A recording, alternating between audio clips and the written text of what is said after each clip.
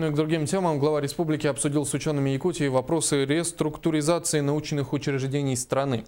Встреча Егора Борисова с научными деятелями региона прошла сегодня. Главной темой разговора стала реформа государственных академий наук, стартовавшая еще 2 года назад.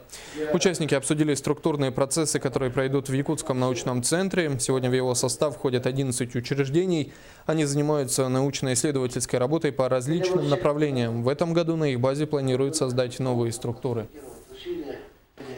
Сегодня предлагается образование федерального исследовательского центра, которое будет объединять научные институты Якутского научного центра. Обсуждается вопрос организации научно-исследовательского института на базе Института мерзлотоведения. Институт мерзлотоведения – это единственный, уникальный и очень успешный институт в составе Российской академии наук.